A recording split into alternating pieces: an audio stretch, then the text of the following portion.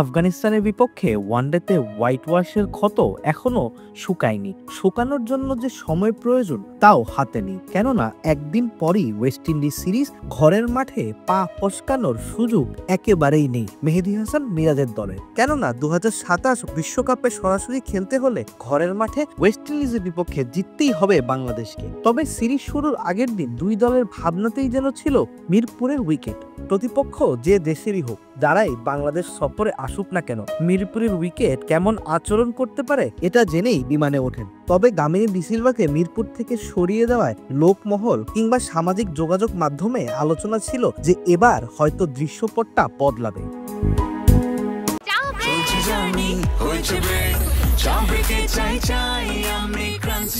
যে কোনো চা ব্রেকে বিস ক্লাব ড্রাই কেক, চায়ের সাথে আয়েশ।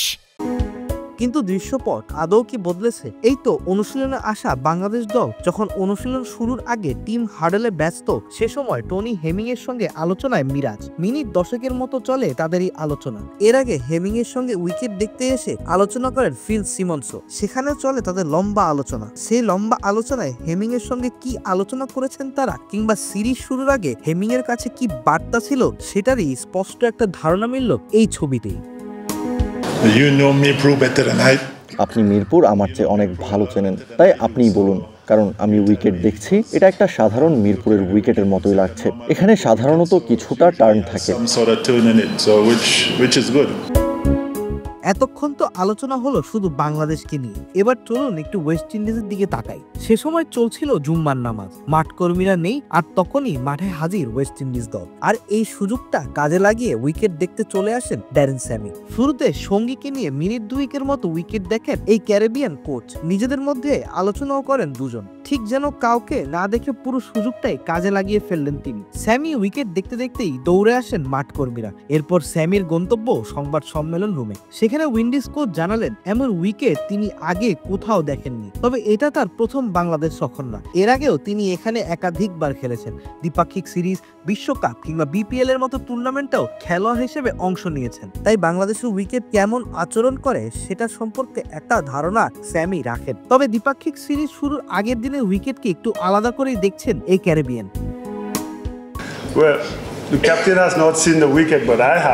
দেখুন, অধিনায়ক এখনো উইকেট দেখেনি, কিন্তু আমি দেখেছি। আমি নিশ্চিত নই এটা রেপ্লিকেট করতে পারবো কিনা। আমরা আগে এমন উইকেট দেখিনি, কিন্তু আমরা সবাই জানি উপমহাদেশে কি ধরনের চ্যালেঞ্জ থাকে, বিশেষ করে আমাদের ব্যাটারদের জন্য। আমার মনে হয় ভারত থেকে এখানে আসাটা আমাদের জন্য বাড়তি একটা সুবিধা, কারণ ছেলেরা এমন কিংবা কাছাকাছি কন্ডিশনে খেলে অভ্যস্ত হয়েছে। কিন্তু দিন শেষে অধিনায়ক যেমনটা বলল, অভিজ্ঞতা, জ্ঞান এবং ক্রিজে কিভাবে নিজেকে প্রয়োগ করছে সেটাই আসল। আমাদের দলের কয়েকজনের জন্য খুব সম্ভবত নতুন। খেলার সময়ই তাদের শিখতে হবে।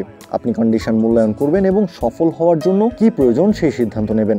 আমি আগেও বলেছি, আমি নিজে যতটা দেখেছি বাংলাদেশের মাটিতে চ্যালেঞ্জিং হবে, তবে সেই সব চ্যালেঞ্জের জন্য আমার দল অনেক বেশি প্রস্তুত, কারণ আমাদের বেশিরভাগ ব্যাটারি ভারতে খেলে বাংলাদেশে এসেছে।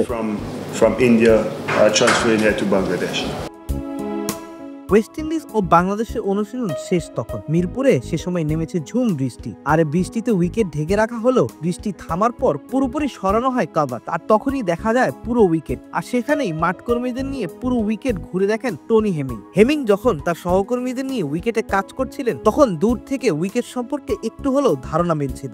এখন দেখার বিষয় ম্যাচে উইকেট কেমন আচরণ করে।